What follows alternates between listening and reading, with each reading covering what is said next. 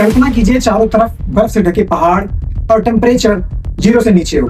तेज हवाएं चल रही हो जिनकी आवाज सुनकर ऐसा लगता हो कि मानो ये कितनी डरावनी आवाज है। और आप खड़े हैं समुद्र तल से 5106 मीटर की ऊंचाई पे। यह है नेपाल का एक ऐसा दर्रा जिसे लार्किया पास के नाम से जाना जाता है। हर साल दुनिया भर के ट्रेकर्स यहाँ पहुंचते हैं, लेकिन हर कोई घर वापस लौट कर नहीं जा पाता।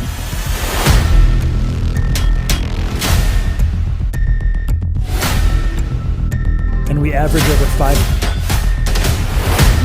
Oh, they got Kinshasa. I mean, the last discovery. कल्पना कीजिए चारों तरफ बर्फ से ढके पहाड़ और टेम्परेचर 0 से नीचे हो। तेज हवाएं चल रही हो जिनकी आवाज सुनकर ऐसा लगता हो कि मानो ये कितनी डरावनी आवाज है। और आप खड़े हैं समुद्र तल से 5106 मीटर की ऊंचाई पे। यह है नेपाल का एक ऐसा दर्रा जिसे लार्किया पास के नाम से जाना जाता है। हर साल दुनिया भर के ट्रेकर्स यहाँ पहुंचते हैं, लेकिन हर कोई घर वापस लौट कर नहीं जा पाता। आज की इस वीडियो में मैं बात करूंगा कि क्यों आखिर लार्किया पास नेपाल का सबसे चुनौतीपूर्ण ट्रैक में से माना जाता है, और जहां बीते कई वर्षों में कुछ घटनाएं हुई हैं जिनसे हमें क्या सीख मिलती है एक ट्रिप के लिए। लार्किया पास मनासुलु सर्किट का सबसे ऊंचा और सबसे कठिन दर्रा माना जाता है।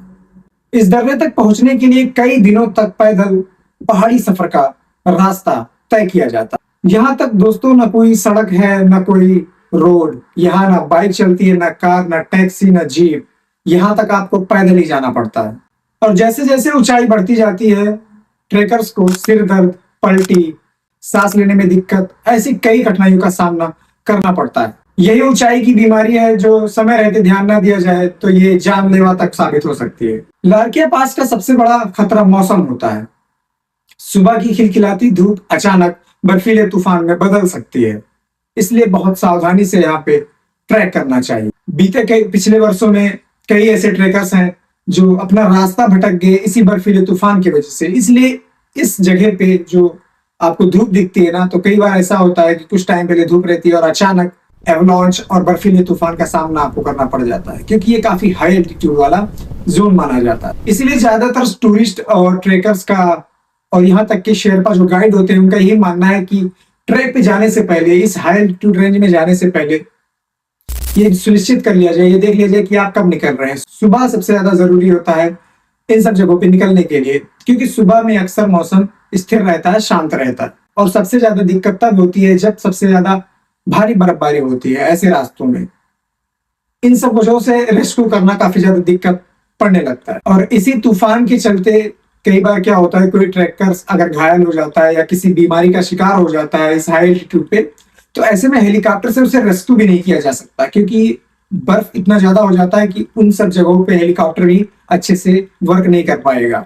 इसलिए रेस्क्यू करना भी काफी बड़ा दिक्कत हो जाता है इस मौसम में। और इसीलिए जो एक्सपीरियंस ट्रेकर होते हैं उनका यही कहना होता है कि कभी भी पहाड़ से लड़ाई नहीं करनी चाहिए। उनका कहना है कि जब मौसम बिगड़ जाए तो सबसे बेहतर यही है कि आप वापस बेस कैंप या जहां भी आप स्टे कर रहे हैं लौट आए।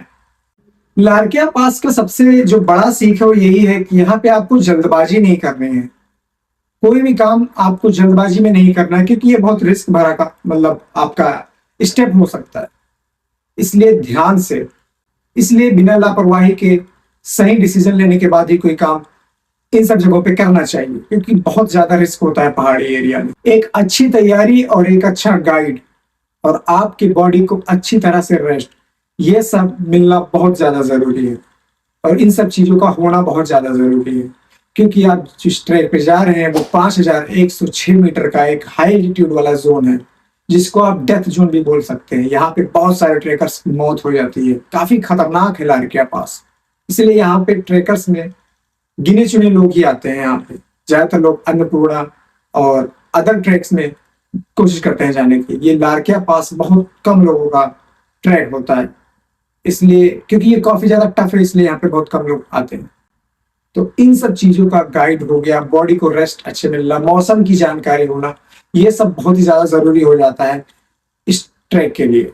लार्किया पास जो है आज भी रोमांच पसंद करने वाले लोगों के लिए ये एक सपना है, ये एक ड्रीम है लार्किया पास तक ट्रैक करने के लिए, अपने देश का नाम रोशन करने के लिए। लेकिन ये सपना तभी खूबसूरत बनता है जब सपने के साथ साथ जिम्मेदारी भी अच्छी तरह निभाया जाए, क्योंकि ऐसे में आपकी छोटी सी लापरवाही आपकी जान तक ले सकती है।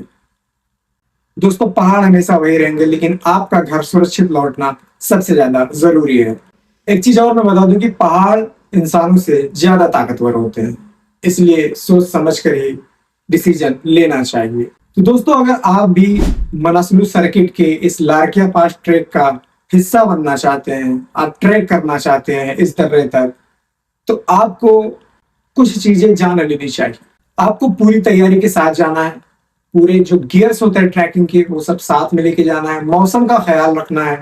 दोस्तों, आप भी अगर लारकिया पास ट्रैक करना चाहते हैं और चाहते हैं कि मैं अपने सपने को पूरा करूं और लारकिया पास जो कि 5106 मीटर की ऊंचाई पे बसा हुआ है उस जगह तक पहुंचूं और अपने देश का नाम रोशन करूं, तो आपको पूरी तैयारी के साथ जाना है। ऐसे नहीं कि बस सर उठाया और चल दिए।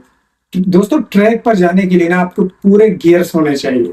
काफी महंगे सब गियर्स आते हैं, वो सब लेना बहुत ज्यादा जरूरी है, तभी आप एक ट्रैक पे जा सकते हैं। आपको विंटर जैकेट होना है, थर्मल होना है, ये सब बहुत सारी चीजें हैं जो आपके पास होनी चाहिए। और ये सब चीज जब आपके पास हो जाती है तो उसके बाद आपको कुछ चीजों का ध्यान रखना है। आपको ध्यान इस चीज का रखना है कि मौसम क्या है, मौसम की जानकारी आपके पास होनी चाहिए कि मौसम किस तरह है।